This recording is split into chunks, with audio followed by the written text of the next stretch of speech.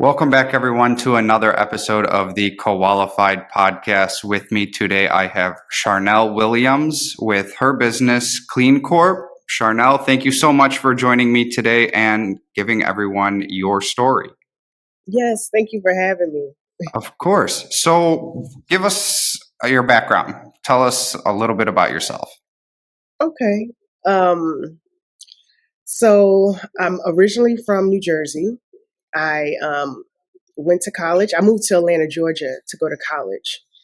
And while I was in college, I said, okay, I want to start a business. So I was working for a bank at the time.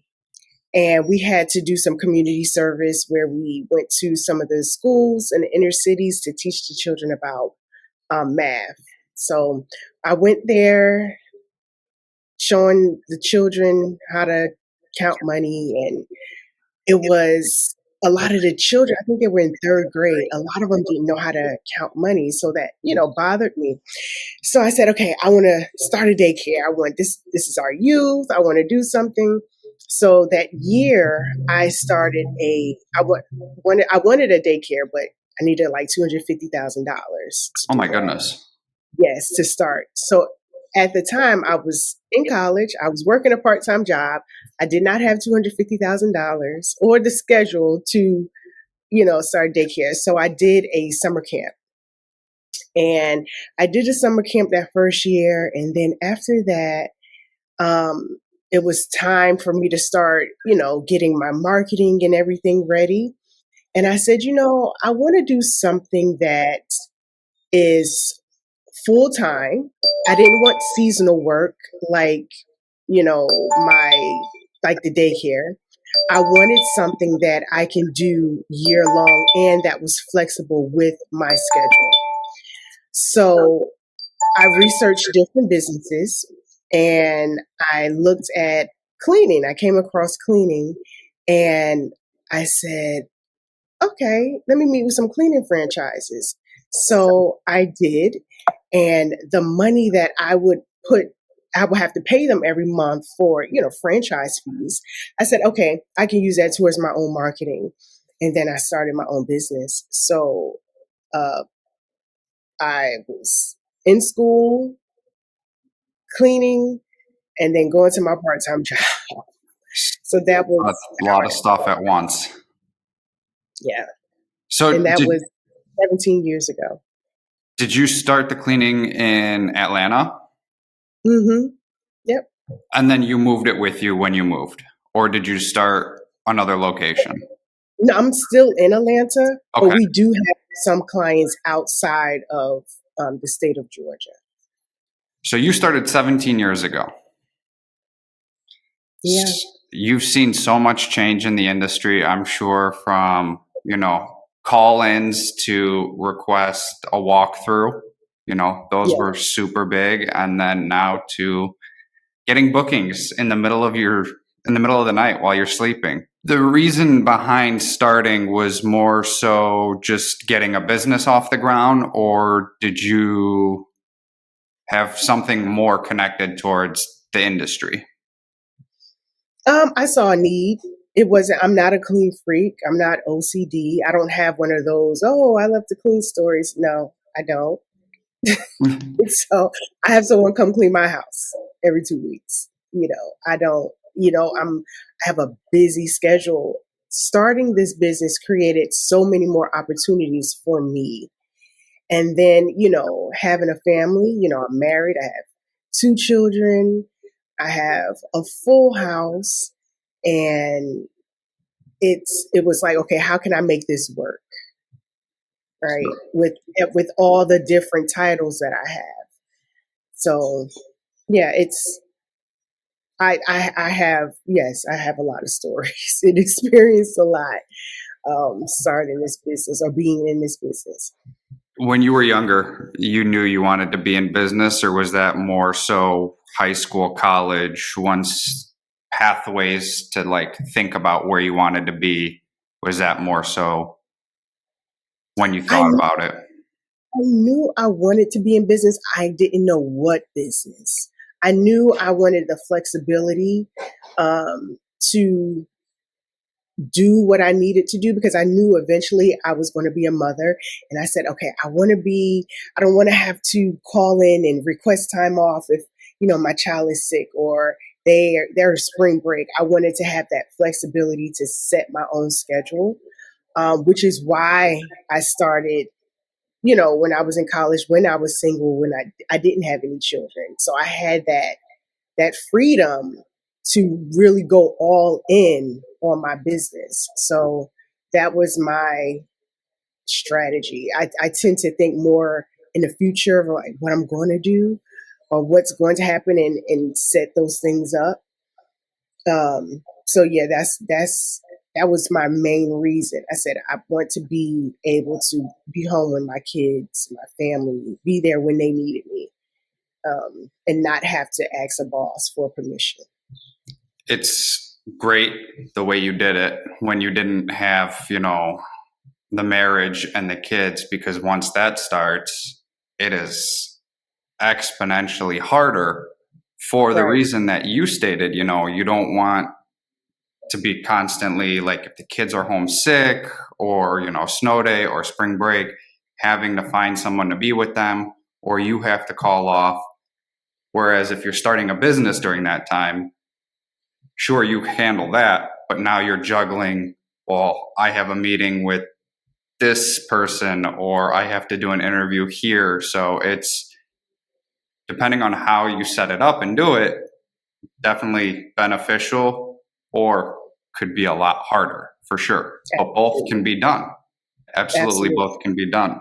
Anybody in your family a business owner that you were able to, bounce ideas off of or just get guidance from them? Unfortunately, no. You're the first. Yeah, my tribe is other cleaning professionals. It's a lot of us here in Atlanta, and we meet up, we talk, we have group chats, we have lunches together. We help each other, and that's another thing I like about being in this city, and being with like-minded people who aren't scared that, okay, if I'm friends with her, she's going to take my business and I don't want to share secrets. But like I said, there's enough money out here for everyone. 17 years ago, how much did you invest in the business when you first got started? When I couldn't even tell you, when I first started, it was me getting some cleaning supplies, getting some business cards, getting some flyers, and talking to the people I knew, saying, hey, that I knew worked in the office, do you need a cleaning service? It was getting door hangers and walking through neighborhoods and posting those door hangers out. So I would say I didn't invest no more than $500 in total when I was, getting my website. And I did understand I needed those things, if I wanted to establish and present myself as an actual business. I didn't want to be the cleaning lady. I wanted to be CleanCorp. And you started you were doing the cleans in the very beginning. You got the supplies to get it off the ground, kind of build up the clientele base, and then start hiring. How long after you started did you start hiring people to help? I was cleaning for about a year. So I was I was still working a part-time job and I hated it. Because I get restless. So, and at the time, I was working in a call center. So I said, okay, I calculated what my expenses were. And I said, once I reach that goal with my cleaning business, I'm quitting this job. So I did. And then I just started, meeting people. And then some of my friends and family I hired. Starting out, I would never do that again. But, but yeah, that's how I got started, and then just eventually job posting and all that good stuff to get the actual cleaners, and then realizing who my um, cleaning avatar was for the people that I hire, and also my avatar for my customers. So as you know, the longer you're in business, you realize what works and what doesn't work.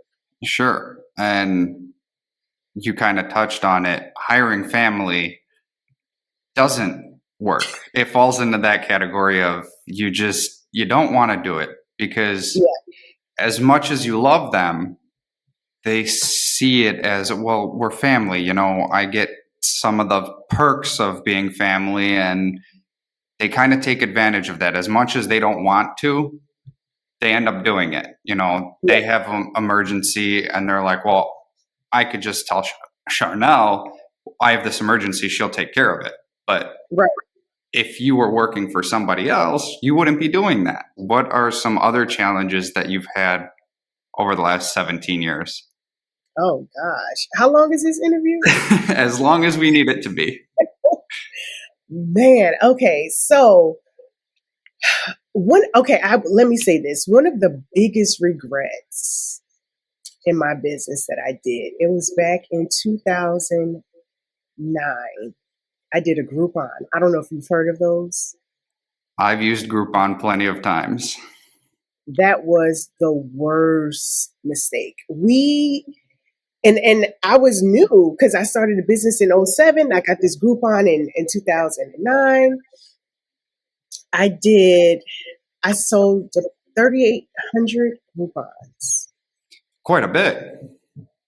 3,800.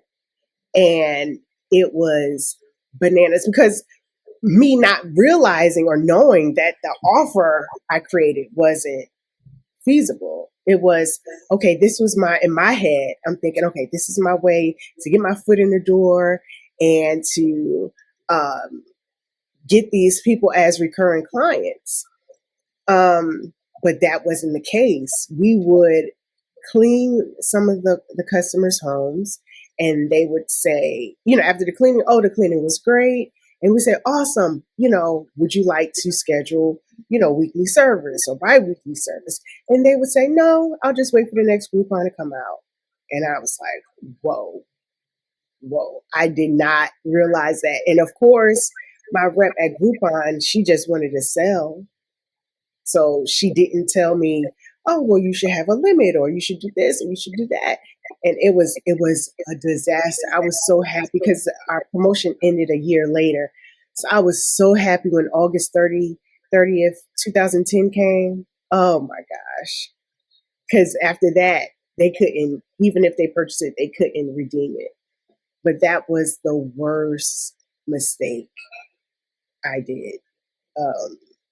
Just watering down, my business, It's a thinking certain clientele that, that, yeah, like we were talking earlier, those kind of fall more towards the 50 $50 for 2-hour clean, that type of clientele who just is always looking for the cheapest but best option. yeah. I also think as a business owner, I'm more sensitive to other businesses.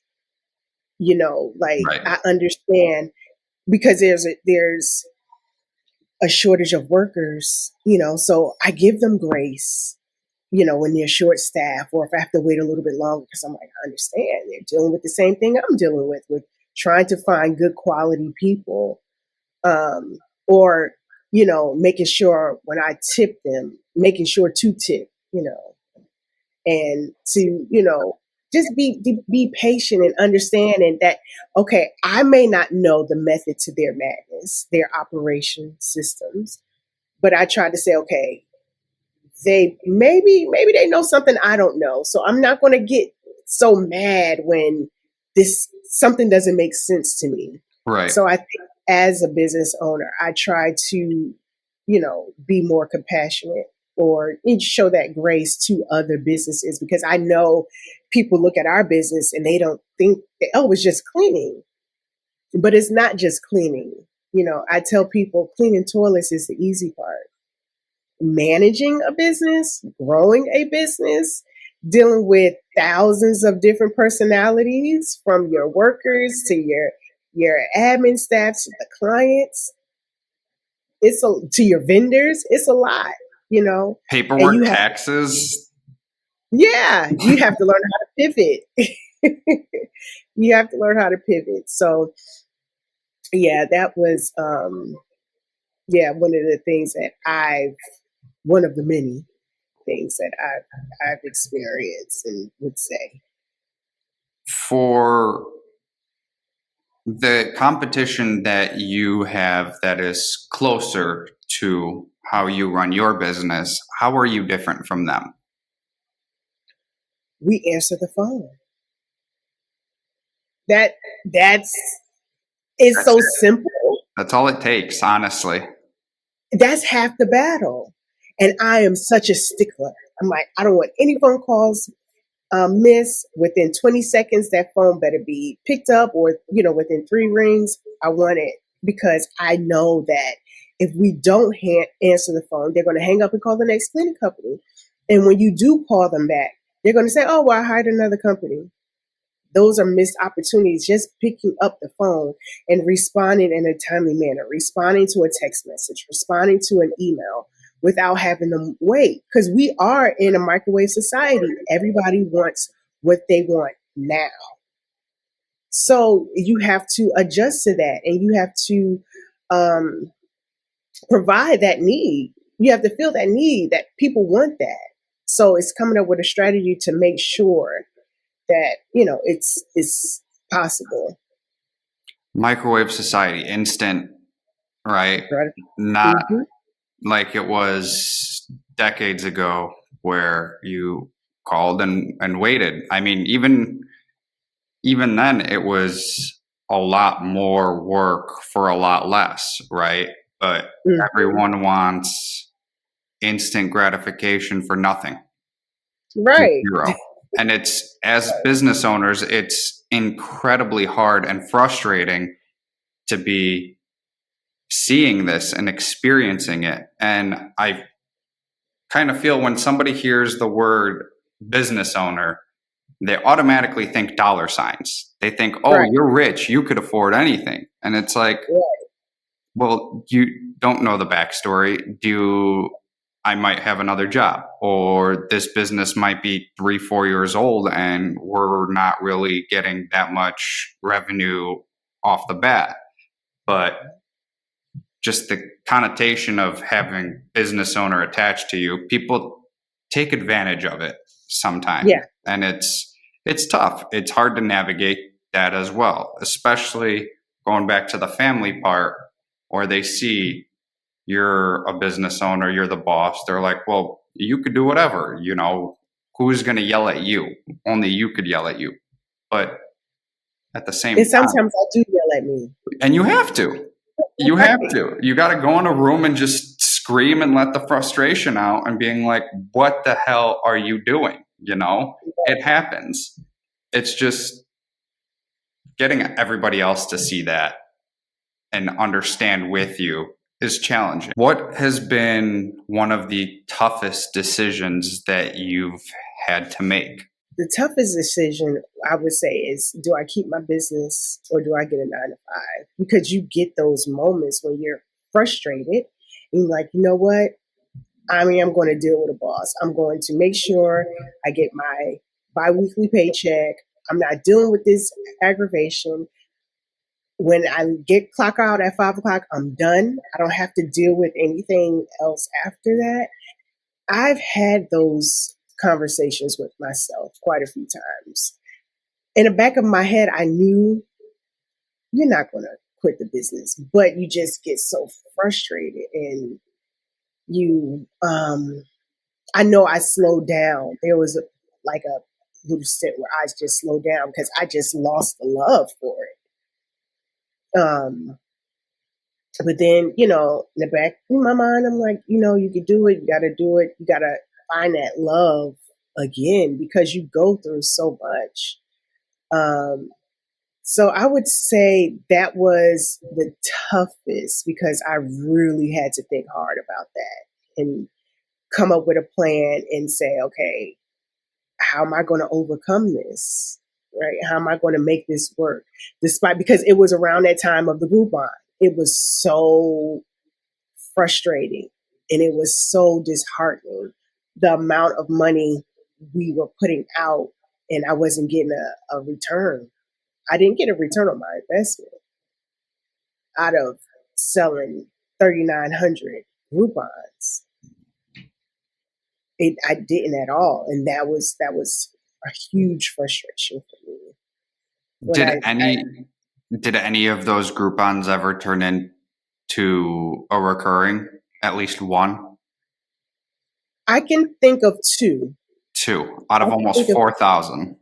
hmm And we were encouraging them to, get a refund, contact Groupon, get a refund because it wasn't worth it. We would get bad reviews from it because people like they sold so many Groupons, I can't get anybody on the phone. That was the review. That was that was the complaint. It wasn't the quality. It was, Groupon, Groupon, Groupon. And that's, frustrating because I was, this is my business. I don't have a business partner. So I'm dealing with all this, myself. And that was a lot to deal with. Like we were featured in a newspaper. The local newspaper contacted us and did an article on me about it. It was insane. On the Groupon. Yeah, the Atlanta Journal Constitution contacted me and did interview me about it. In what context? Like praise that you've done so many, or the headache of Groupon?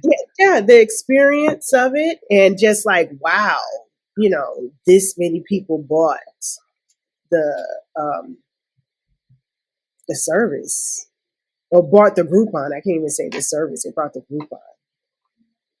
But in hindsight, that's something I would never. Like I tell people all the time when they ask me or mention Groupon, I say, "Don't do it. Don't do it. If you're going to do it, you need to have as many stipulations as possible and understand that who that clientele is. Is that the type of client you want? Right. And most of them, they're price shoppers. They're on a discounted site for a huge discount. They're getting at least 50% off. Margins aren't there for you anymore. Right. At all. You pay the cleaner, and that's basically it. You're basic out of pocket for everything else. How many years after the Groupon fiasco did you stop having the feeling of like, I'm going to quit and I would get a W-2? I would say I got my mojo back. Maybe around, let me see, I had my daughter in 2015. So that was another big shift for me too when I made a shift in my business. So I would say maybe a good 3 years. So maybe around 2013, I was able to kind of, give myself some more pep talks to, do it and get more, fall back in love with it again. So almost 5 years later, if not a little Yeah. over 5 years after starting the business, those thoughts kind of fell to the wayside and you're like, this is it. No more, Yeah. no more W-2. This is my all. Yeah. Yeah. And not to say that it couldn't happen again. We always, as business owners, hope and pray that it doesn't, but just the way life is and the way life throws things at us, it's hard. Yeah. Things can happen and it can come back, but just having that, like you said, the tribe around you to lift you up and keep you motivated and keep you going is the biggest thing that you need. That is so key. That was, my community is awesome. My business community, community of other cleaning business owners from all over the country, all over the world. Right. One of my colleagues, he has a cleaning service in Australia, and he's helped me so much. Right. It's so important to talk to people who understand what you're going through, who can tell you, okay, this is what I did to get out of this slump. It's so important. Prioritizing your time and managing that, how has that shifted over the last 17 years? Because in the beginning, you're all in with, I mean, you're always all in, but it's just not having the family and other obligations in the beginning easier. But Yeah. as time passes, your kids get older, spending time with your husband, it's challenging. So how do you manage all that? My Google Calendar, right? So I get up 4:30 in the morning every morning. I get up and I pray and I meditate. That sets the tone for me, right? And then I get the kids up around 6. During that time, I'm able to do my prayer meditation, work out a little bit, and I'm able to do some work. So some of the things that I know I need to get done, I'm able to do it without no one's is interrupting me. No one's texting me. No one's asking me to put out a fire. No one is saying, "Mommy, mommy." No one is calling me. I don't have to cook at that moment. And I realized when I did that, my day was better and more productive. I wasn't agitated as opposed to when I would wake up at 6 and then get the kids up and then fix them some breakfast and get them out the house. As I would be more agitated because then everybody else is up and they're constantly pulling from me. So I've noticed how annoyed I would get and how short tempered I would be because there were things that I wanted to get done that I didn't get done. So having that schedule and knowing that, okay, from 4:30 to 6, that is my time, right? And then I have, certain time when I read, right? I have my lunch break on there. I have the time I cook dinner.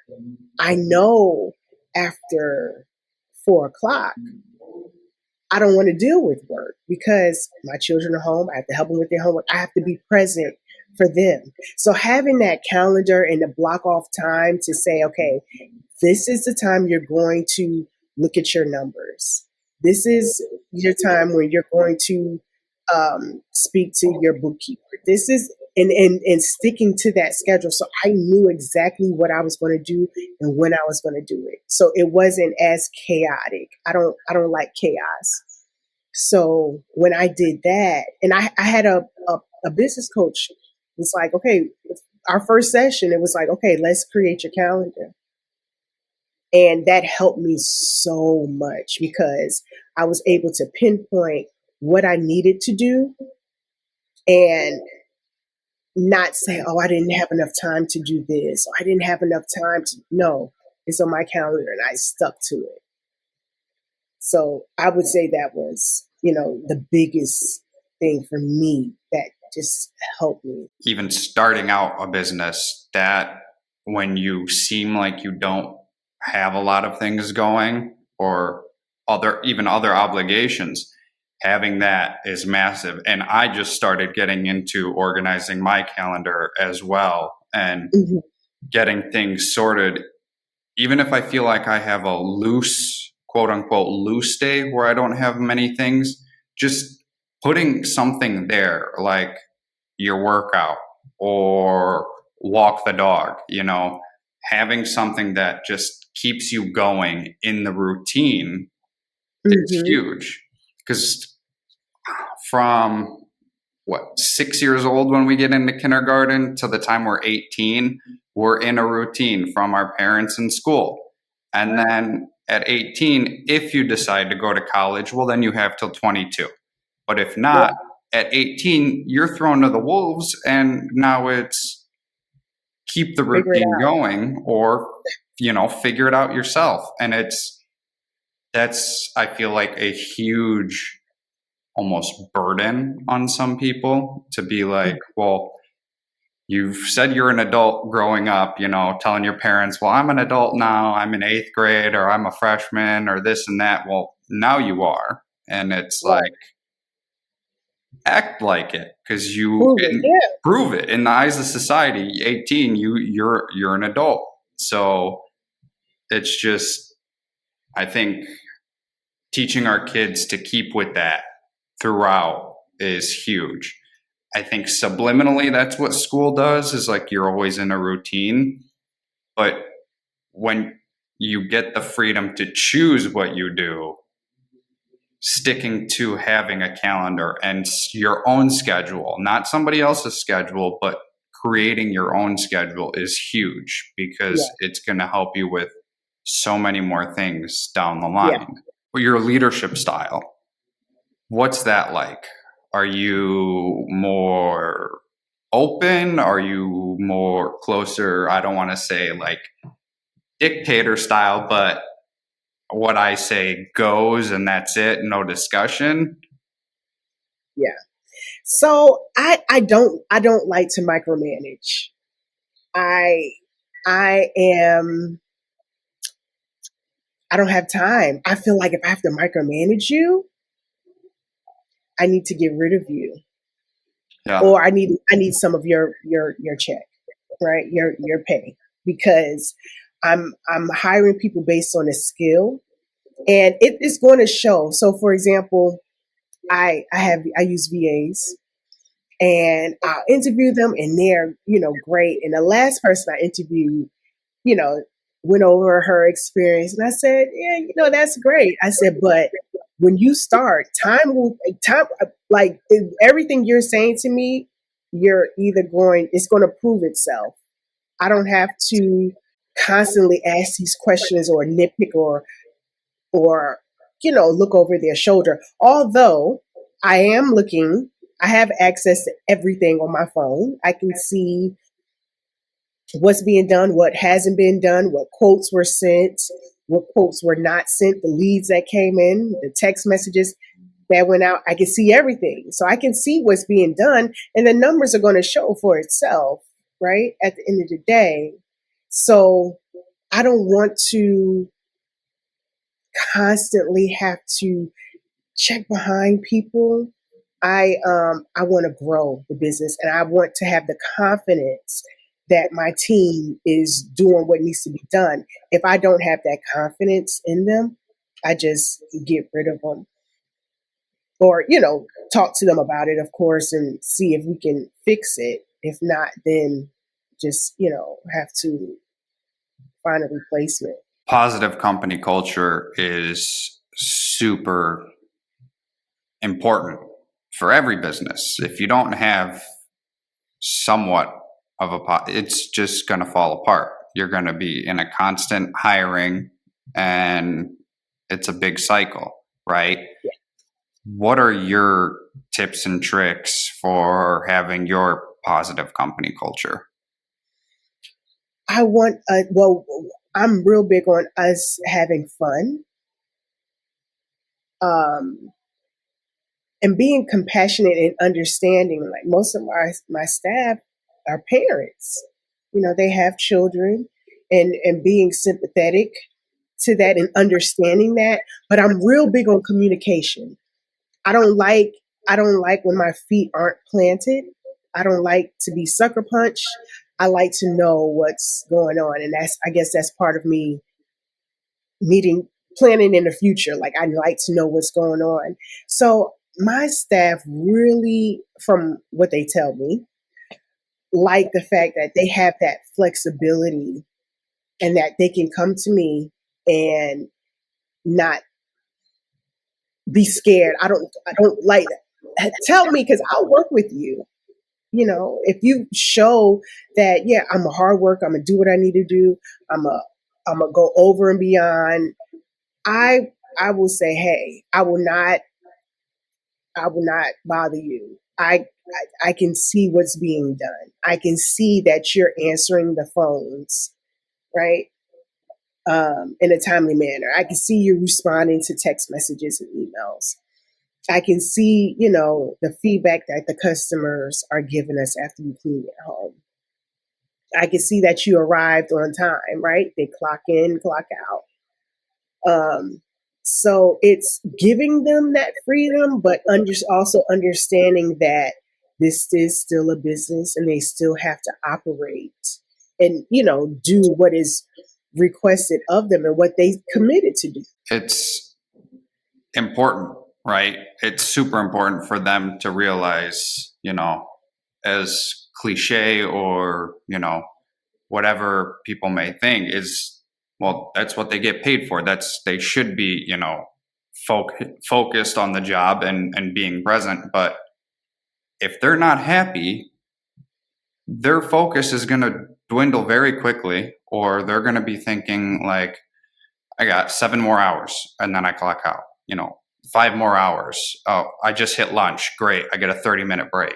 You don't want that. You want people to not be excited to leave home and be at work all the time, because you want them to have their own life outside of work, but just being present and happy to be working for a company that you've created and that they feel safe and a part of, right?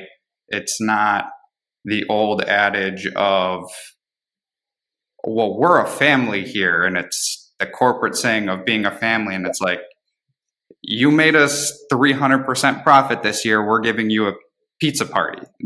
Right. And that's where communication comes in. That's when you have a pulse with, okay, what's going on in this person's life? Not, I'm real big on, my admin staff. Don't just call the cleaners or even our customers when there's an issue. Call them, see how they're doing, see how their day is going. Ask them about their kids. All of we have a profile on everyone. I know their kids' names. I know their dogs' names. I know where they're from. I know what's going on. To have one, I care, but two, these are people, Right. right?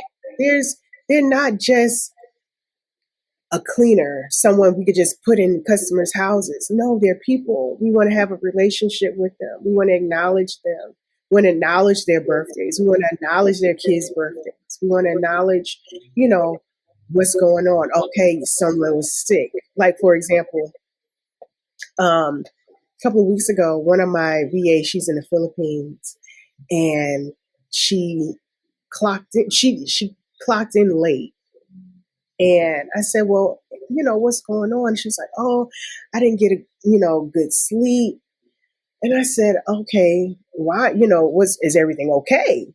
And she said, "It's hot. It's summertime here. It's so hot, and my AC broke." I'm like, "Oh my gosh, how much does the AC cost?" So she was like, "Oh, like $450."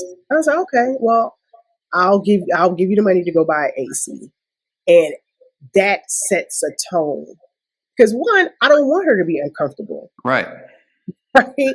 Two, yeah, I can pay $400 for AC. And then just the thought of she cared enough, she heard me. I didn't get mad because she was, oh, where you didn't log in and and go off. I was like, okay, what was wrong? And it was like, and that's why I'm big on communication, because if something is wrong, my initial thought is, how can I fix it? So her AC was, out or broken. Thank God I was able to do that for her. But that's part of the culture of coming to me, not lying to me and, saying, "Oh, well, I overslept," or I was there, but you just didn't see me, or, she felt comfortable enough to be honest with me and to tell me, and I didn't reprimand her and yell at her because she was late. She obviously had an issue, and now her and her family are forever grateful because I spent $400 on the AC. And to you, like you said, it might not be much, and the business can always recoup, or even if you did it out of your own pocket, you can recoup it. But it's just creating this sense of actual family, and we're in this together. It's not you're just my employee. Right. Clock in, work, go above and beyond that, and take care of that. But like you said, she's super comfortable to come and tell you, like, Yeah. and not lie, and just be honest with you. And that's huge. That's changing that mantra of the corporate we're a family into no, we are like small business family, Yeah. and that if going forward every business can do that and go about that, I think there will be a massive shift in, everybody's daily lives across the board, Yeah. just in general. It's going to be so much more positive, and the outlook on life will be that much better. Yeah. Because we should care about our staff, our people, and I do. I'm okay. Just let me know what's going on. I tell my kids and my husband, just let me know what's going on, because as soon as there is a problem, I immediately go into, okay, fix it mode. How can we fix it? What can we do? So it's, I appreciate, and I'm glad that she was able to come to me. And you also have to also have a limit. You can't just, because some people take advantage of that too, Sure. right? It's, my situation. I didn't call you because, um, my kids are sick, or whatever. Some people take advantage of it. So I don't do that with everyone. I do it with the people who have proven their loyalty, their hard work, and their dedication, and that they care about the success of CleanCorp. I Right. want people who are Team CleanCorp to care about CleanCorp. I did an interview recently where they did, like you said, kind of questionnaires when they're hiring people, just to get like Mm-hmm. a sense of who they are. Like, what's your favorite, snack food or candy bar? And, do you have any pets? What are their names? And things like that. And like you said, have a profile on them, and just, if you don't know the exact day the dog or the cat was born, but it was in like June or July, right at the beginning of the month, just send them a little card from, I Mm-hmm. mean, you could even go to the dollar store and get a card for 60 cents from the dollar store, and put like a $10 gift card to PetSmart in there, and be like, Yep. we're thinking of you and, Spike. Mm-hmm. It just those little things are going to be like, wow, Yeah. they listen, and just listening Yeah. to people is huge, because I've worked in other corporate settings, and you have management that says they listen, and it's one year out the other. They're Yeah. very vocal and say, oh yes, we care, we understand, they're writing stuff down, but you don't know if they're really gonna care at the end of the day. And when it comes to, firing you, there's no heads up, there's no 2 week warning. It's not like, oh, here's your 2 week notice that you're let go in 2 weeks. It's clean out your desk and go now. Right. Whereas if you're going to leave them, the courtesy is giving 2 weeks, so that they are not flustered and juggling more, and management doesn't have to deal with more. And there's been a lot of satire of that on social media that I've seen recently, of like, well, where's the 2 week notice? And it's like, you wouldn't give me a 2 week notice if you fired me. So this is my kind of, not stab in the back, but it's like, I got to do what's right for me. It's not working out. I got to go now for XYZ reason, and it is what it is. But when you give a positive culture like you do, and many other small businesses, you don't run into that issue.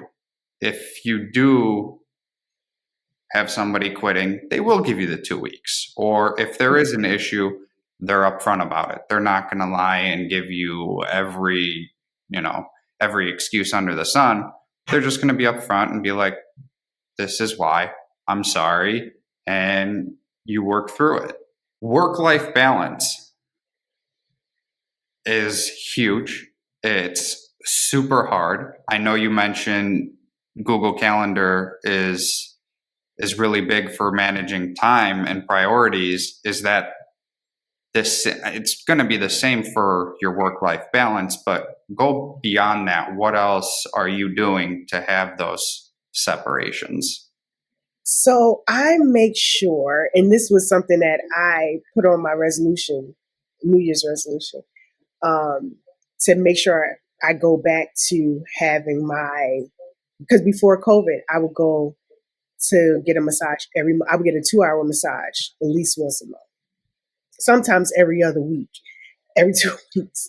But I put that back on my calendar. I said, I got to do that. And the beginning of the year, I go to Arizona and to the spa and just relax there by myself. I'm able to think, to pray, to quiet, right?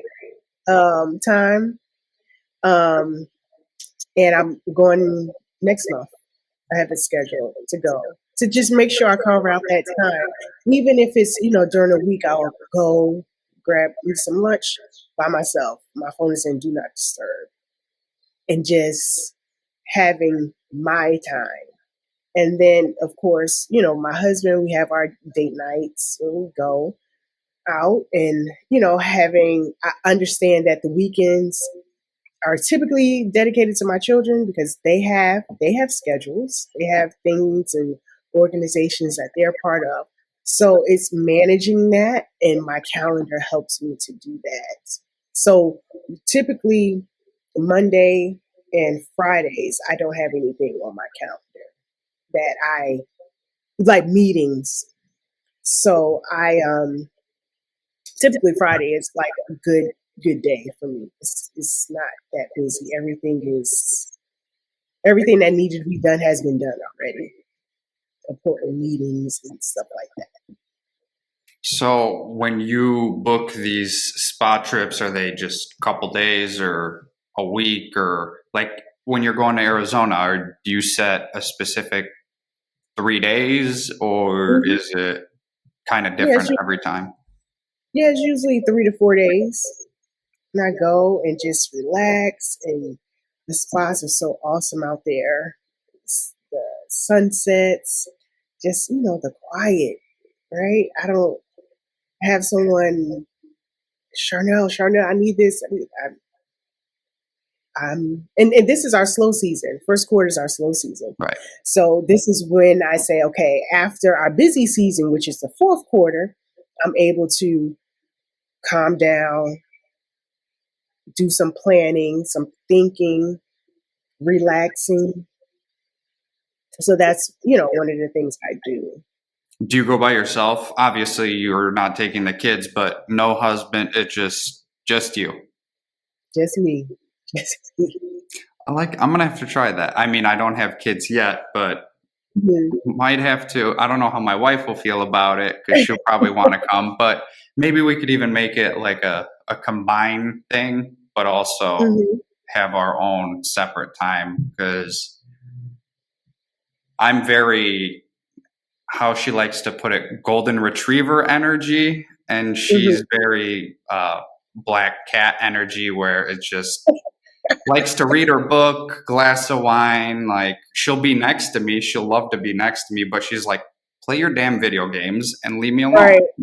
We can be together, but just because I'm constantly just when she's not asleep during the day because she works nights as a nurse, I'm like, the time we do get together, I constantly want to be like with her and just talk about things. And she's like, some damn space, please. Yeah, especially as a nurse. My sister's a nurse, and the story she tells me, It's I'm rough. like, I can do it. I could not do it. No. So kudos to her. And she's a NICU nurse at that. Oh, So wow. even more when she tells me some stories, I'm like, I look at her and I'm like, how do you do it? Yeah, I can't. yeah. And now I'm being more vigilant with myself and being like, she's Giving her some patient. time. She's being real patient with me. She's not yelling like I need to back up and let her recharge her batteries because Yeah, I'm draining her real quick from it. Your approach with decision making and problem solving, you don't have a partner in CleanCorp. It's just you. right. But you are very team oriented. So when you have certain decisions, is it team based or is it you and then going to the team and giving them like scenarios and seeing what they would do? How do you approach that? I ask them for their opinion on certain things to just see, especially if it's something that they're going to be dealing with on a day to day basis. I want to get their opinion. Um, Also, like when I make a decision, when I think about something, or I'm present, because people are constantly selling and offering something to me, so I have to sit on it and think about it. Um, but I do ask them like, what do you think what would make your job easier? What can I do to help? What can you know? Or I would say, would something like this make your job easier?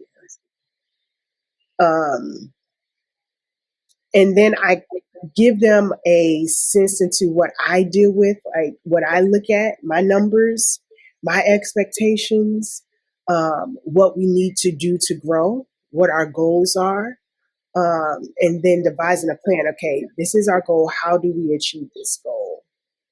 I want input. I don't want to be the one that comes up with all the ideas because if I do, I'll feel like I I missed something. It's something I didn't think of that one of my team members could have thought of. So I want to make sure I include them in, especially the things that they're dealing with on a day to day basis. The old adage, right? Two heads, three heads, multiple heads is better than one. Yeah, And when you are the business owner and the sole one, if you have a partner, it's a bit easier at times.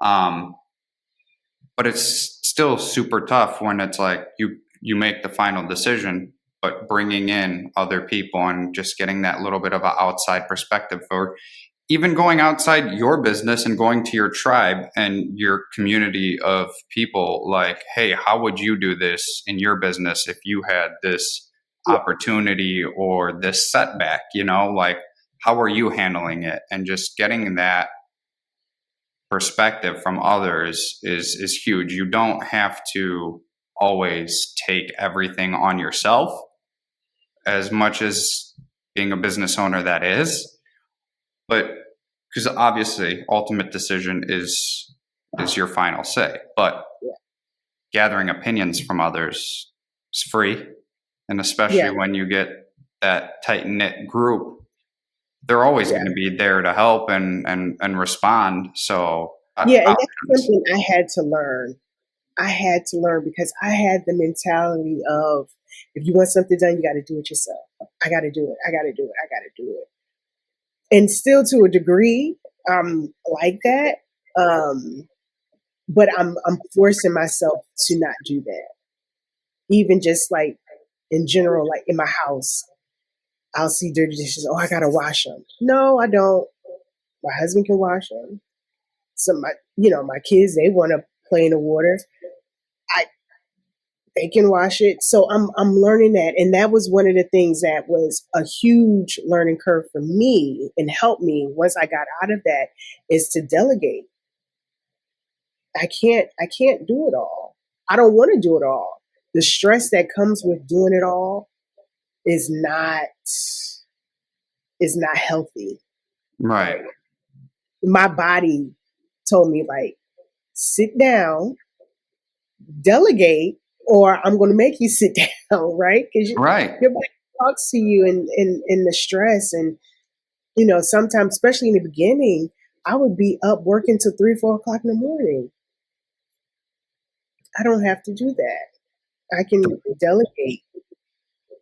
Just like you said, your body is going to tell you if you're constantly sick or, Mhm. cough, cold, it's there's a reason. You're not taking the time to, if it's constant energy drinks and coffee and not, water or healthy foods like, oh, I'm going to do, you know, McDonald's or Burger King's on the way. It's quick. Hit the drive-through. I'll eat it in the car on the way to the next meeting. And it's constantly that, no exercise and just all that stuff.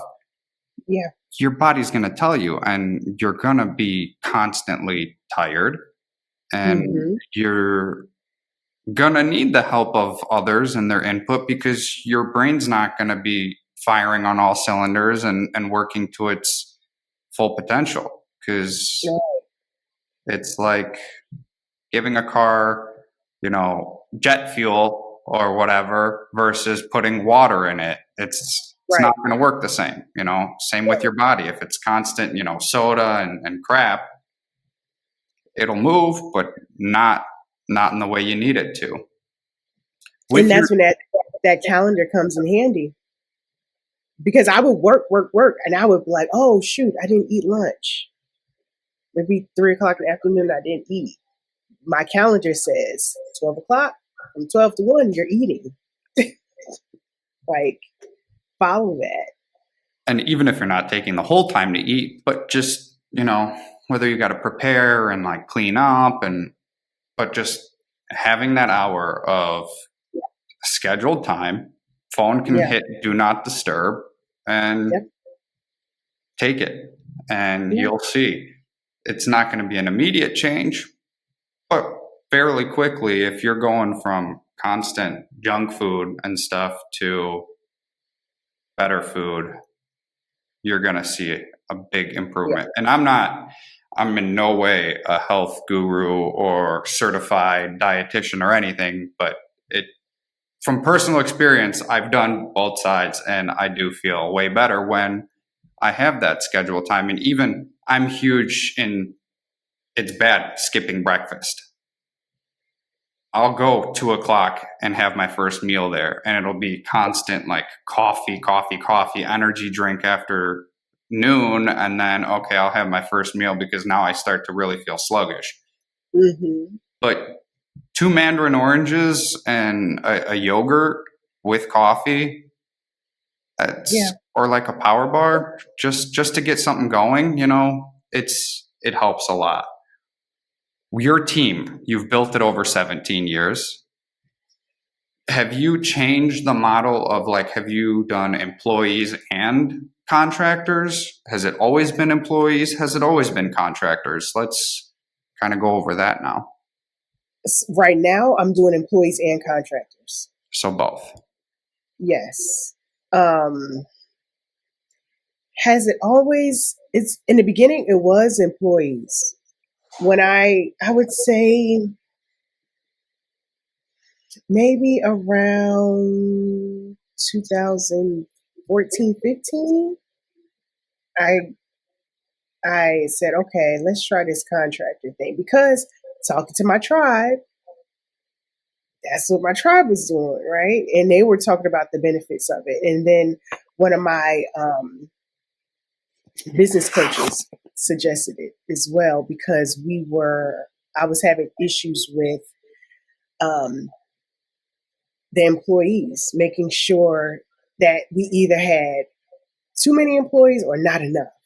So it was, okay, well, we can use the contractors as our on call people or standby people. So, yeah. And then maybe around, sorry, my COVID, before, a little bit before, maybe a couple of years before COVID, I was full contractor. Um, But now because I want to go back to being more employees because I have more control. I have more of a say so. And we can have more consistency Sure. with our employees. But we have both.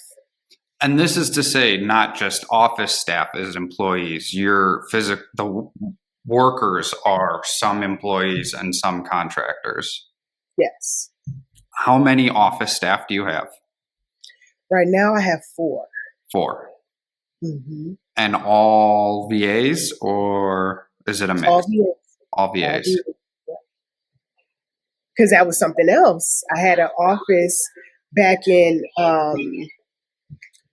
2000. I got rid of my office. I was pregnant with my daughter in 2015, so I got rid of her office in 2016, 15, 16, because when I was pregnant with her, I was home more. And I was like, oh, okay, I can operate this business from home. And I can cut my overhead costs. Huge amount saved. Yeah. Because you think, okay, you need to have office, you need to have this, that, because that's what everyone else was doing. But then I realized I didn't have to do that. So I work from home. I still work from home. I haven't had an office since 2015, 15, 16. I'm sure you do, but do you have a specific room in your home that's office only for the business, nothing else in there? Moment you walk in, business; moment you walk out, home. Yes. And then I do have a virtual office space that I can go to if I need to, I have my meetings or do interviews or what have you. I have that space that I can just go to when I need to. Would you say working from home would be as easy if you didn't have that specific space in your home? Like if you were at the kitchen table running everything, would it be as easy for you? No, because you have more distractions, right? In my office, I actually had to add stuff because last year I bought vending machines. So now we've incorporated vending. So now I have snacks. So that was a distraction in the office, and I have all these snacks in there that I could possibly eat. But yeah, you have that distraction if it's in the kitchen and you see, oh, well, this needs to be wiped or this needs to be put away, or, let me go to the refrigerator and grab this, or, you're not as laser focused for me, as opposed to being in that office environment, because we working from home, you have to be disciplined. People think it's easy, but you have to be disciplined because you can be easily distracted, right? You can get up and say, you know what, I'm tired. I'm going to sit on the couch. I'm going to watch Netflix. I'm going, but as opposed to, being in that office, you don't have a lot of the freedoms or things that you're accessible to that you can just stop working and doing. And that's when I say that to people when I interview them. And, I talk about their cleaning experience and they say, oh, but I clean my house. I'm like, it's not the same. No. Because when you clean your home, you can take a break. You can go in the refrigerator, get some juice. You can cut corners. You can stop. No, when you're cleaning someone's house, they expect you to clean everything, get it done, and get out. They're not going to say, yes, turn on the TV and turn on Alexa and play music. No, you can't do that when you're in these clients' homes. So it is a difference, and I notice that I'm more productive in that office setting. And kids, pets, if you're trying to hire in the middle of an interview and the dog starts barking or whining that it wants a treat or something, huge distractions. I deal with it. I live in an apartment complex. Thank God we have, conference spaces that can be used. And Mm-hmm. I go to those because if it wasn't, and there are times where I catch myself and I'm in my, kitchen table. I'll catch myself, playing with the dog for 20 minutes and I'm like, crap, I was in the middle of Yeah. doing something. And it's like, you gotta, you gotta be diligent and stay on top of things. Work from home has definitely changed a lot from COVID. So many businesses have shifted towards that. Yeah. And I liked it. I've always kind of liked it, but I think I would choose office setting more so just because of being able to get out of the house and having that, it's easier for the work life balance of having the separation and Yeah. seeing others. It's not just me, the dog, the cat, and then my wife when she's home. It's the other coworkers, everybody Mm-hmm. else along the way when you're driving and if you're stopping at the store to get something beforehand or after. It's all the things that add up, right? It's not Right. Right. just the constant, well, wake up, work, and go to sleep all in the same space. Yeah. So for office staff, how many cleaners do you have? Right now we're totaling 17. I'm still understaffed, right? It's still, that is something we do every day. Every day. We are interviewing, we are posting, it's part of our daily marketing. We're marketing for workers as well as customers. The two biggest things I've heard over the last year doing these interviews is hiring and marketing are the biggest pain points, at least in the home cleaning industry. Yeah, It's it's huge. huge. You're never. It seems like you're never not hiring. You never don't have an application up, whether it's Facebook or Indeed or wherever else. And same with ads for marketing. Something's always running. You're always trying to get more business. The couple business owners I've spoken to who have been like, I'm at an age where it's like, as long as we don't go down, I don't care about going up. We can stay constant where we're at, and I'm happy. So their marketing is more on, I wouldn't say the lesser side, but like a Consistent. lower, consistent, even keel area.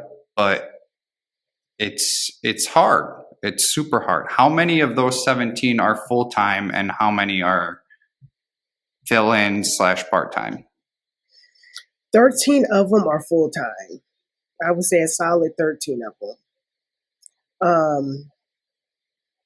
And then the other four, they are, part time or because of their schedules and things going on in their lives. That was another thing I had to learn how to do to pivot.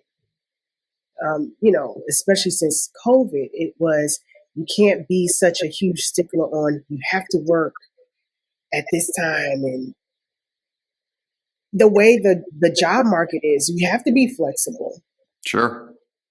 because it's a lot of unemployed people out here, but it's not a lot of people applying for jobs. No, it's the gig economy. Honestly, it's the ease of signing up for being a Uber or a Lyft driver or a DoorDash or Uber Eats.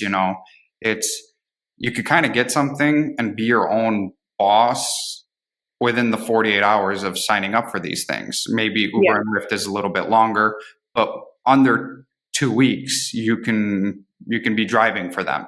So it's tough. And is that the reason why you're always hiring? Because the candidates are not always 100% what you're looking for? yeah. Well, I mean, and then you have to be ready for change, right? I don't want to turn away business because that's frustrating for me when I we have to turn away business because we don't have enough people. It's coming up with that strategy. It's and then also understanding life happens. right? Some people, they have to quit immediately, or we have to terminate them. My business can't stop because of that. So it's okay, how do I prepare myself for that? And then it's also forcing us to work harder. If we do hire some more good people, okay, we have to keep them busy. What's going to be our strategy? How are we going to make sure they have a full schedule so they don't quit? So it's figuring all these things out, and always, because like I said earlier, I don't like to be sucker punch. I like my feet to be planted. I like to prepare as much as possible. It's having the staff in place where I can, fill the needs of my clients and grow it, because I have, okay, we hired 2 new people. Okay, we need to have at least, 16 people, clients for each of them, to make sure they have a full schedule. It's knowing that and knowing those numbers and saying, okay, how do we achieve that? What do we need to do? What promotions we need to run? How much do we need to increase our ad spend? Things like that. So you can keep them busy. And this is all you have the main location in Atlanta. Where's your secondary location? Well, it's not a secondary location. So we've been, for some, I don't know how they found us, but we had a company in Alabama contact us. I guess they were having a hard time finding workers there. So now every year, we go to Alabama, and it's some student housing. We clean 420 apartments in 10 days. Oh my goodness. And going there, I'm like, okay, I see why it's hard for them to find workers. But yeah, every year we go and we do that. So we have some Alabama, South Carolina, Florida, and Nebraska. It's I don't know how they found us in Nebraska. So you do But that in those 4 states once a year, right after the school year's over, and then the summer it sits vacant. well, Alabama is we do that once a year. Okay. It's vacant because there is student housing, so the students move out, and then we're preparing the units before they move in August for the school year. And you just take some of your employees from here and you go and knock it out Mhm. in under 2 weeks. Yeah, yeah. And then I also look for people in Alabama too to to help, but that's been a challenge. But yeah, we'll get some people from Atlanta and just bring them down. Where do you focus your hiring? Indeed, we have done Facebook ads for it. I've also done postcards. We were desperate. So I had my graphic artist, she created these postcards, and we did an EDDM in certain neighborhoods, communities where a lot of our cleaners were, and people we think would be interested. And we would, and it actually worked. We got phone calls. So we do that, and we also, another thing that worked was the yard signs. So we would get the yard signs and put them in certain neighborhoods areas, and we could get good responses from that as well. But mostly Indeed. Indeed is the consistent, the constant. Do you do any tricks with Indeed? I was told recently that, don't have an ad running for 60 days or longer than, 30, because then Indeed thinks you've hired and they'll push you down. Kind of do it for 2 or 3 days. And then there's like tips and tricks for that. Do you kind of follow So those? yeah, we have done that because I can tell because the way I have it set up, you go to the Indeed ad, you click a link to apply. It takes you to our website. You fill out the online It's really a questionnaire, but let's call it a job application. Fill out the job application. It lets us know. It lets us know if the person who filled out the form, it's like some screening questions, like, you know, your availability, your location, are you a smoker, do you have cleaning experience, things like that. And then it's like I try to automate as much as possible. So if they fill it out correctly, they'll get a notification to say, hey, here, schedule your interview. And then they'll also get an email that'll say, hey, schedule your interview. If they don't answer the screening questions correctly, then they'll just say, you know, they'll get an email that says, thank you for applying. We, you know, go with someone else. So that helps cut some of the time and the screening for, you know, us, my admin. So they don't have to pick up the phone and call everybody, because that's time consuming when they could be doing other things that can help grow the business. So most of it is through, Indeed, because they can go to that link. When with the postings or the yard signs or the postcards, then they will have to call, or they can go to the website or go to the QR code, but they'll also have the phone number to call. QR code has been, I feel like, a huge godsend since COVID. Yeah. I mean, it started with, you know, the restaurant menus and things like that, but I've started to see it more and more on, you know, cars driving by with, you know, the whole thing is decaled out with the business on it, and it'll be like, book now. And you can scan it and it'll take you to the online booking form, or, you know, if you're applying, same thing to the hiring form. Huge time savers, especially for your office staff that don't need to answer that phone call. It's right there. And the way you have it set up is great. Depending on how they answer those screener questions is dependent on if they're moving on, and you don't have to check it, right? It's automated. Right. Huge time saver for you.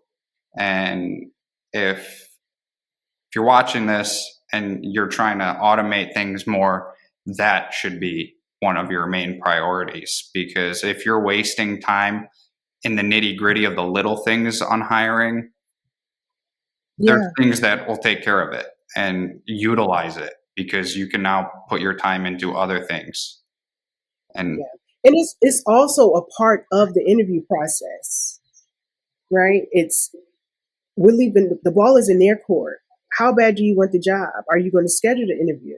Are you going to show up? They have no contact with us until the day of the interview. So it's all up to them. Fill out the form. If you pass, schedule the interview. Everything is up to them. So how are they answering the questions? Are they following instructions? How well are they following those instructions? Because, so we'll do the interview. The interview is at it's like a big high-rise building. There's 2 buildings, and you have a north tower, you have a south tower. The instructions are on the calendar. When they book the interview, it says, okay, this is where you go. This is what you do. We still have people that call. So that tells us, okay, they didn't read the notes, which lets us know if we sign them to a cleaning and there's specific notes, booking notes, are they going to read it? How much time are they going to essentially waste by now calling the customer and being like, what building are you in? Right. Huge because time. They'll come to the interview. Oh, I was lost. I didn't know which building. I said, I think it was on the notes for your booking when you scheduled the interview. Was it on there? Did you see it? And they put, oh yeah, I didn't even look. Okay, well, that's part of the interview process. It's great. telling the interviewer that, oh, I didn't even read it. Yeah, That's something great to tell them. yeah. Do you use any of the hiring portal within Booking Koala for your website? I was, but then we stopped because we had the I had my web developer create that whole thing, the application process for. So we were at one point where it had all of the information, but then we were going back and forth between the two systems. So we just all put it all on one. Have it all together is Yeah. huge. What would be an automatic red flag on an application for you? On an application. Um, on an application, um, I've had people put on. I had one girl put on an application. My boss, because we asked, okay, what issues did you have with your previous employer? And it was he wanted me to work every day. And so, oh, all right. Did y'all agree to it? Like, she's like, yeah, I signed up for it, but I didn't think I would have to. I said, oh, and like to this day, every like at least once, maybe every other month, once a quarter, maybe. My husband will say, I can't believe these people tell you this. I was like, I make them feel comfortable enough to tell me, and they don't think it's wrong. I guess I don't know, but yeah, it's amazing. Flip side, what's your ideal candidate look like? I want someone who has a good personality. That's what I'm looking for. I can teach you how to clean. We have a training program, but I can't teach character. So I want someone who is honest, friendly. I want someone who's happy. I'll interview some people and the whole time they're just frowning and looking. I'm like, I wouldn't want you in my house. No. And that's the thing. Like, it's not just about, you could be the best cleaner, but if you have a bad attitude, they're not going to welcome you into their home, right? They're not going to say, yeah, send her back, unless the customer's not there and they don't have to interact with you. But even our admin staff, we don't want to deal with people who are constantly complaining or constantly having issues or find fault in everything. It's the biggest thing is the personality. Like, are they a good fit? Are they going to fit that culture? I've had several different cleaners come, and like you said, charisma, just a positive, outgoing character is huge, because and I'm not saying somebody that's quiet is going to be a bad cleaner. It's just there are times where I'm like doing something on the computer and I'm like, it's so quiet. I haven't heard them in so long. Like, are they okay? Like, where did they go? And on the flip side, I've had others who were so talkative that the cleaning kind of fell to the wayside. And I actually had, by the end of the cleaning, one of the cleaners actually pitching me their CD, trying to give me their CD and listen to it. And I'm like, if you just would have waited maybe a little bit long till you finished, and we were kind of, saying our goodbyes, would have been better. But you were like 85% done and you mistimed it a little bit. Just, it's funny kind of seeing the differences in the characteristics of people who are coming to do these services for you, you know? Yeah. And it shows how hard it is to find that consistency in what your brand is representing and what you want to show, like you for CleanCorp. And that's harder with the contractor model, right? Mm-hmm. If you go with the employee model, it's you could have the branding, you can tell them what supplies to use. Right. You're giving them the supplies and Right. you're telling them top to bottom, like this is how you start, finish, do everything. Whereas with contractors, it's like you kind of give them a checklist and Hope. hope that they take care of it the way that you would like them to. The other side of hiring, the other issue instead of hiring, marketing. Where do you spend all your marketing efforts, or most of? For my clients, right? Yeah, for the business, where are you marketing? So we're doing Google Ads and SEO. That's it right now. Oh, and I got an EDDM campaign out. But that's it. I haven't had good experiences with Facebook, and a lot of the Facebook leads we would get, we couldn't get in contact with them. So they were more dead end leads. So I don't know if it's something where I don't know. It was just we were throwing money down the drain. Do you have a So big budget for SEO? um, I wouldn't. It depends on. We pay a little over 1,000 a month. So for some that may be big, but I also know that in my experience that I need to pay. And we've had good experiences so far. Good experience so far with our SEO company. And being in business for so long, I've learned certain things to do because I've been burnt by so many SEO companies. And then it was me figuring out, okay, what do I need to do? And that was what my friend in Australia was telling me how to, what to do.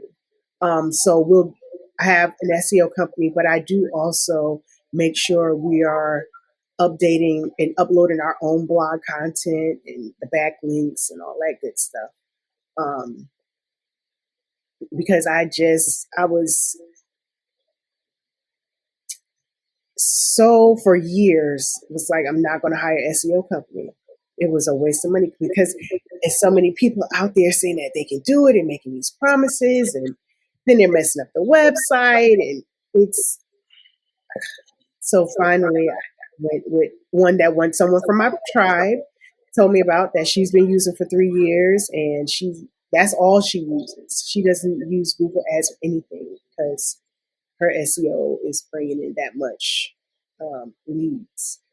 And that's another thing that I kind of touch in almost all the episodes is that depending on where you are in either the US or in the world, different Mm-hmm. marketing channels are going to work better in some Right. areas and worse than the others. So wherever your friend in your tribe is, SEO might be king there, but Facebook ads or Google ads might not. Whereas Right. in a different area, SEO cannot necessarily bring in that much, but Facebook ads or Google can. So Yeah. it all kind of depends, and trying every single one, but a little bit at a time is it's kind of key in that. Yeah. Not being like, oh, well, I need $20,000 and I need to dump it all evenly, all at the same time. No, kind of do a little bit of research, see what the other big companies in your area are doing, and kind of gauge with that. Yeah. Because this is a huge metropolitan area, and it's not as easy as in some areas. Like I have one of my colleagues, she makes a killing off Craigslist. Really? I could never, never. And And in she your bakes. area or a No, different? she's in Pennsylvania, and I'm like, there's no way I could do that. I know No, Craigslist has worked years ago for, generally across the board in the US, it worked well for, all the bigger cities. If you're in a small rural town, maybe not so much, but it's been several years since I've heard that it's doing that well and yeah, it's kind of the only marketing channel somebody's using. yeah. I don't get it. I like Almost she kind of went over goes, her strategy, and it does not, it didn't work for me. I'll say that. with, without going into too much detail, would you say that it's kind of, is her clientele closer to the Groupon style of clientele, or is it For me, I don't know. I didn't go into the clientele, or how much she's charging, but I would assume she's charging, comparable rates, there, like, not $50, but but it's most of working? the, yeah, yeah. I I don't know. I don't get it. Trends in the industry. Mentioned it in the very beginning when you said you've been in business 17 years. How have you seen the trends change over those years, and how do you stay on top of it yourself? Well, staying on top of it is my tribe, right? Us talking and sharing our experiences and seeing what's like. There's a pattern.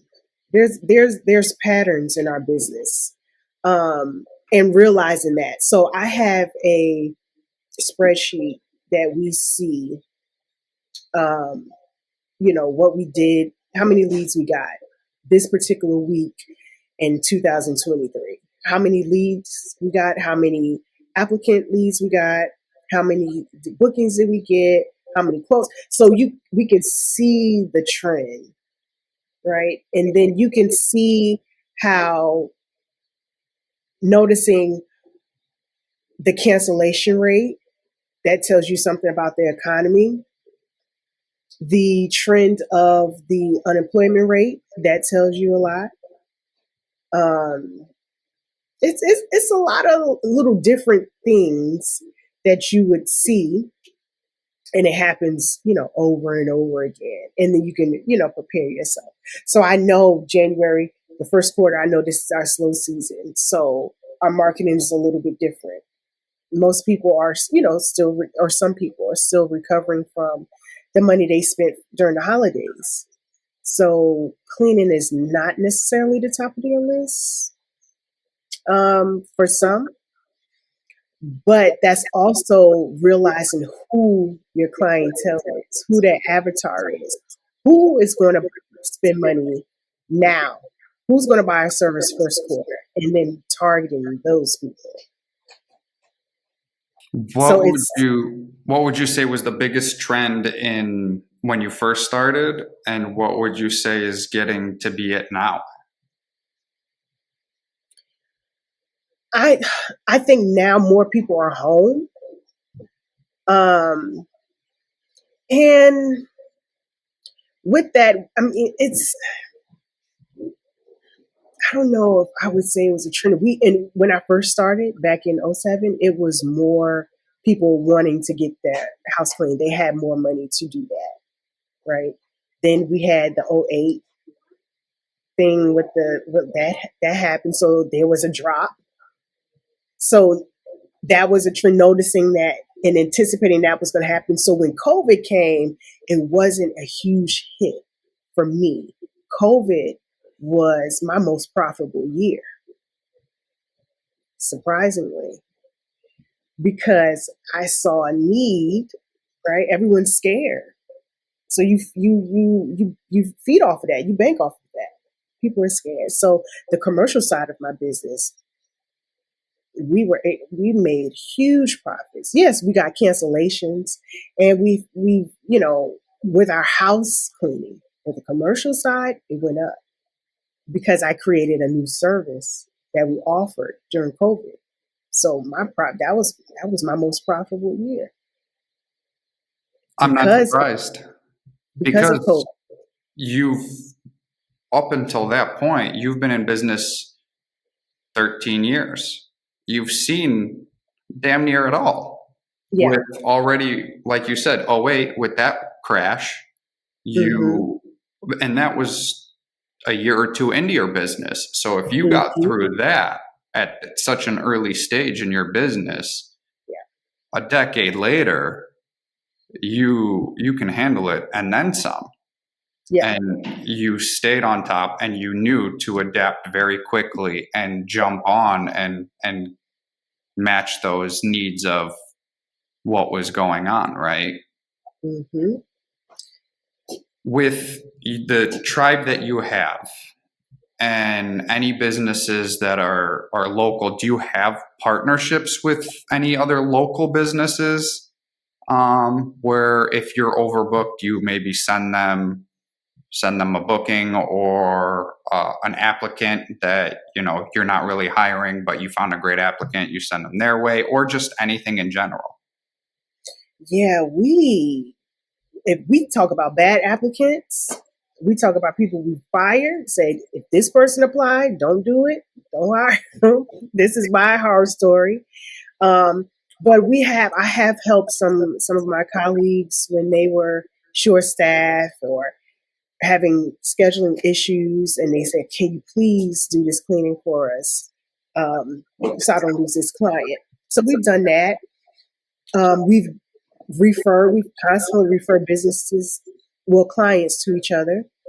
I'm real big on joint venture partnerships, and just the relationships of people, not just in the cleaning industry, but people who share the same clientele as and I can say, okay, let's work together. Let me market my services, or offer my services to your clients, and you offer your services to my clients. So they can be in a newsletter, they can be on an email blast, an SMS blast, a ringless voicemail. So we let them know, like, hey, you can get 20% off your lawn care because you're a CleanCorp client. So that helps a lot, having that community and knowing people and networking. It saves a lot of money too, with marketing. Huge, right? Mm. Whether it's a realtor or if carpet cleaning, window Yeah. cleaning, lawn care, anything like that, partnerships shouldn't be frowned upon. It shouldn't be like, oh, they're going to steal my business. What if the cleaning company starts doing home cleaning? That's it's a chance, sure, but like we've talked about earlier, with building that relationship within your team and the trust within your team, you're Hmm. that's part of your team. Now, finding Yeah. those businesses and doing those types of things with them, you have the respect and maturity to do those things. Very not likely that they're going to go back and stab you in the back and steal your clients. Right. It's a mutual thing. You're helping each other grow. Social media. Well, how do you utilize it? I should say. What I would say, for a good solid year and a half, 2 years, we were consistently posting on Instagram and Facebook. What's another one? But I didn't get good results from it. We got some, but I could count on one hand how many we got. So to me, it wasn't where my clients were. do you at least Um, hold the CleanCorp name on all the all the pages like Facebook, Twitter, Instagram? You have those. You have created those accounts. yes. Hmm. I think that's huge. And at least, Yeah. not a daily posting, but a weekly or a couple times Yeah. a month to show you're still active is huge because it helps SEO. It helps your brand Yeah. recognition. When somebody Googles your name, they'll see it's not just a website. Like, it solidifies more that you are a business and that you have constant activity on these pages, and it shows that you are still in business and that you can be trusted. Going to the revenue side of things, 17 years, long time. What did you do last year in total revenue? Last year we did five. Let me see. I wrote it down. It was 538. We did last year in revenue. Do you know what you're projected this year? We're projected to do 918 this year. Look at you, almost doubling in size. And what's the reason for it? Do you kind of know why? Yeah, we lost a huge client Okay. last year. And it was because we got that huge COVID client. And then it was, oh, well, COVID's not bad. You know, we're good. It's people not getting sick. But now COVID is back, or whatever. It's something going around. So now we're back on schedule. So I'm assuming commercial client. Yeah. Mm-hmm. They probably see whether it's their own office space or if they're catering to other customers that come in within that space are going to be worried, and they want to invest in the business and make sure everything is clean and they don't have to worry about it.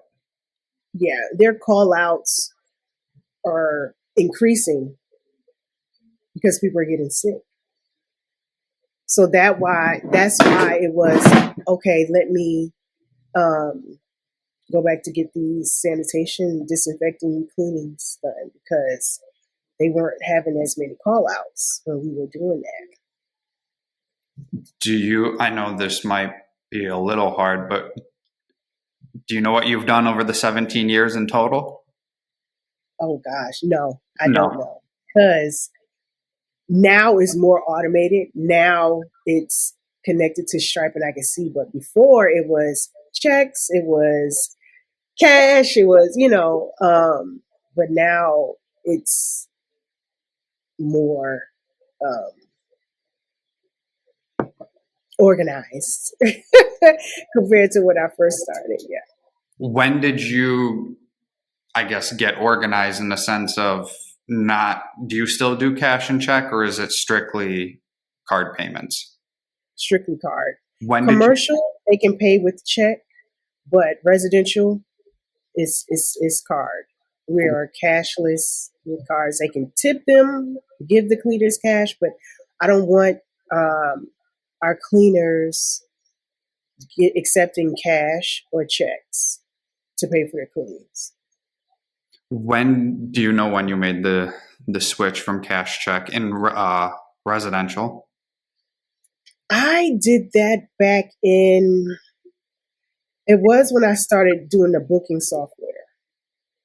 So I know I started using Booking Koala in 2018. So it may have been 2014 or 15 because I was using a different booking software.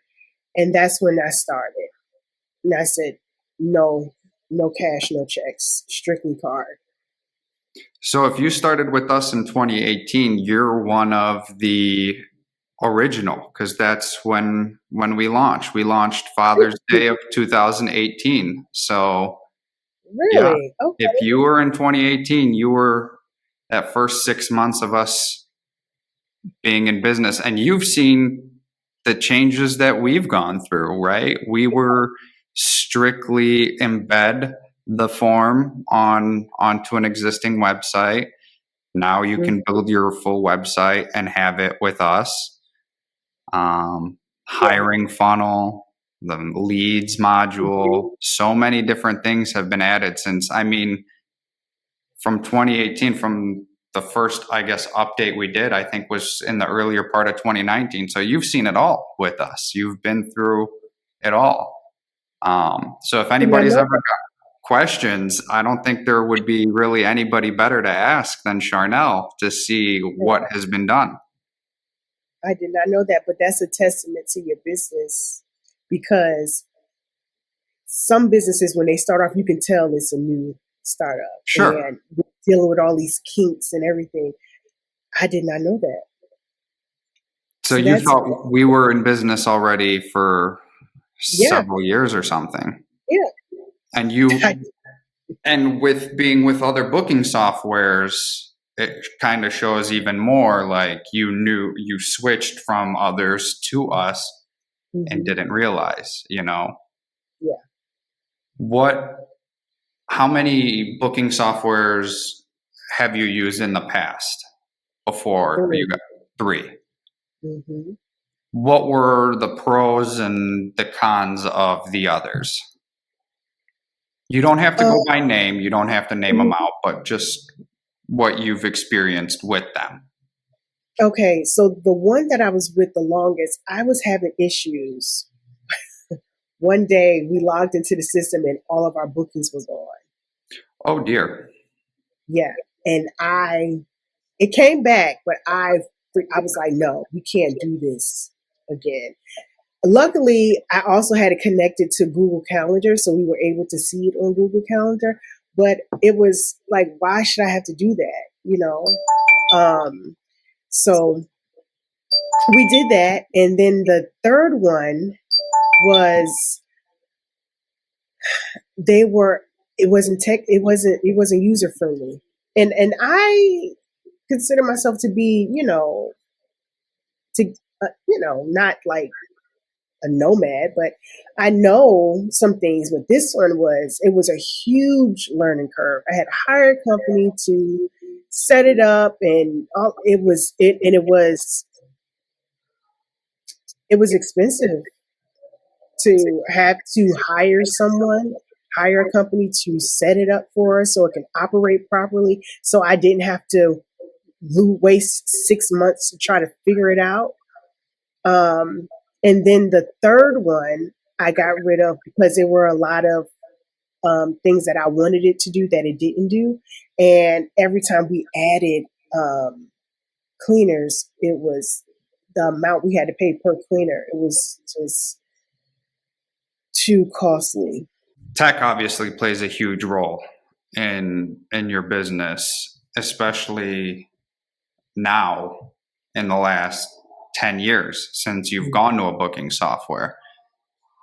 The previous 7, you were spreadsheets, pen and paper. Yep, spreadsheets. Would you Spreadsheets. would you suggest somebody, if they were to start today, accept cash check off the bat for residential, or don't even deal with the headache, just go credit cards because it could all be tracked? Yeah. I mean, it also depends on how their business model, how they're operated. So because I'm working from home, I don't want my cleaners meeting, or I didn't want to meet with them every day to get my money. Right now, if I was just doing the cleaning, okay, then yeah, you can pay me cash or check because I have it, right? And I don't have an office where they want to drop off the checks every day. I think it's just more convenient that way to the um, have them pay by card. It's, I mean, you want to simplify it as much as possible. We have enough to deal with. That's one thing I don't have to question, am I going to get paid? I know because the way I have it set up in Booking Koala, and because we only accept cards, I know we're going to get paid. I don't have to look at past due, nothing. We don't we don't do past due, the residential side. And it also helps tax purposes, Yep. I don't even want to do my own taxes on TurboTax as much as easy as it is. And I don't have much with things, but running a business, accepting cash, check, and cards, finding out who got tipped what and when it was paid, it's just so much of a headache, right? So just Mhm. eliminating that and streamlining as much as you can is huge. Yeah, And with, well, I was going to mention, um, do you utilize the card hold feature too, so that absolutely, you know? And absolutely. how many days in advance do you put the hold? We do it the day before at 9 a.m. is when it's set to do. And that lets us know because they have a 24-hour to let us know without being charged a penalty. And it gives me the confidence because we know that if we don't have a card on hold, we're not going. That appointment will be canceled. Um, so it gives me that security, and I'm not worried about it, and I'm not having to remember or having to remind my staff. Don't forget. That's why I love automation because things won't fall through the cracks. Right. If you set it up, you're done. With using previous booking softwares, what was the main driver in you switching from your last one to what led you to go into finding Booking Koala? Um, I've heard some people in some of the groups I'm in, the Facebook groups, mention it. And I can't remember, it was so long ago, if I got some emails. I may have received some emails. And of course, the email came at the right time. And that's why it's important with your marketing to stay top of mind. Because when life happens, oh, let me try Booking Koala. Because this company upset me again. Let me try this company. They keep emailing me. I'm gonna see what they're talking about. So I think that's how that one happened. But with the last one, it wasn't user friendly. It was not user friendly, and like I said, I like to get an understanding and a pulse of everything, so I know how to go into WordPress and update my website and remove things and add page. I know a little bit of tech, right? But this was not. Even my staff was having issues with using it, with logging into it and seeing the work orders. It was just a headache, and it was so expensive compared to all that we had to deal with. It was not worth it. It's tough when you have issues, especially a tech company, when things don't go right and you add price at the top of it. You get a lot of people questioning, what the hell am I doing here? Why am I wasting money if, you know, it's hard to use, things are broken, and on top of it, it's at the top end of what pricing is for these software Yeah, companies. So that's why we try to stay super competitive on the price. And we have, we know we're not the most user friendly out of all the systems. We have so many options. As you've seen through the years, we have grown from what we were in the very beginning to what we are now, probably 5 different softwares throughout that time. So yeah, we understand from that point of view, but if you don't make the necessary changes and streamline things and make price comparable to what you offer, you end up losing. yeah. So through the 6 years that you've been with us, seeing it all, what would you say is your favorite feature that you have utilized? My favorite feature, and this was a deal breaker for me. If it didn't have it, I wasn't going to use it to put the bookings on hold. To put the bookings on hold because I realized a lot of companies didn't do that. Some softwares didn't do that, and I was like, I don't want to run the risk of my staff forgetting. to charge the cars or put the cars on hold. And then we get to the customer's house and we try to charge the card and it doesn't work. That was scary for me. I didn't want that. So that and sending out the schedule, automatic. The automation was big for me because I know some days are going to be busier than others. Some days we're going to forget to do certain things, and I did not want our quality to die down or lack because we forgot or because we got bum rushed with phone calls that day that we couldn't, communicate with our clients and cleaners properly. So those were the two things. What's one feature you're looking forward to that we don't currently have? One thing, and I put the request in maybe last week. So, we have customers that will cancel their appointment and move it to a different day, or instead of us cleaning the house this week, they'll say, no, come next Friday because I'm going out of town.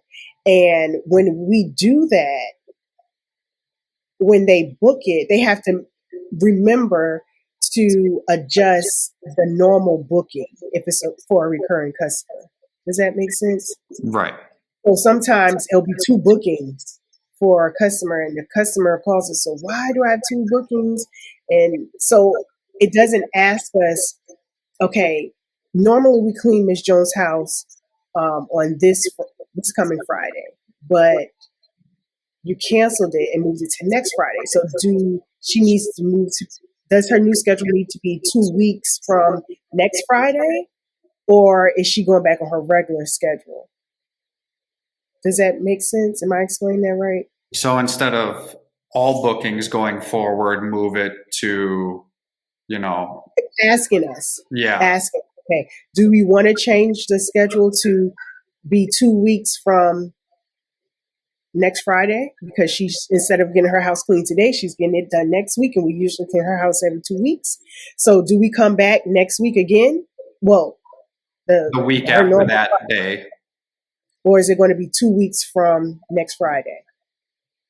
I thought we had that feature already, but it might be set in a different way. Okay.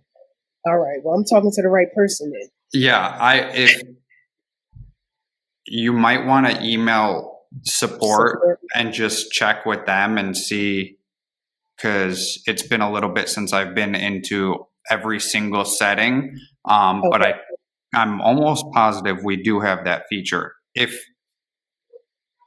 not, then it should be something easier to add. But again, your best bet would just to email them and go find out if it works like that.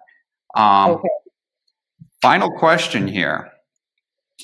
What advice are you giving your 10-year-old self on just life in general? Trust your gut. Don't question it. Like, there are always signs, right?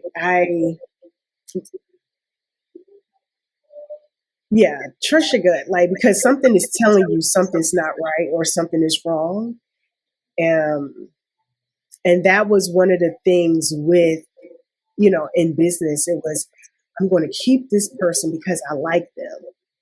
Or I'm going to keep this person, but they got a bad attitude, but they're a great cleaner. Trust your gut when something's not right. And to, of course, delegate. That I definitely would have told myself that when I was 10. Like, you don't have to do everything. Have a team, work together. You don't have to do everything. And making sure you hire the right people or the right people on your team to help you get to that next level of what you're trying to accomplish. Maybe stay on the schedule. Start that calendar early and keep that routine of a schedule going past school and just sticking with that. Yeah, because I think children don't understand the importance of it. They do it because, oh, my mom said I got to do it, or the school says I got to do this, but not understanding the importance. I think if people understood the importance of it and how beneficial it is, then they would maybe be more prone to using that. Absolutely. Charnell, thank you so much. It was a pleasure getting to know you and your story. The 17 years of advice and everything that you've been through has been tremendous and a huge experience for us all in this interview. And again, I would just like to thank you for sharing that with us all. And thank you for having me. I appreciate talking to you. You are easy to talk to. You ask great questions, and I'm sure the listeners will appreciate the information they'll get I from your. appreciate that. Thank you so much. Everyone, thank you for watching another episode of the Qualified Podcast, and stay tuned for the next episode.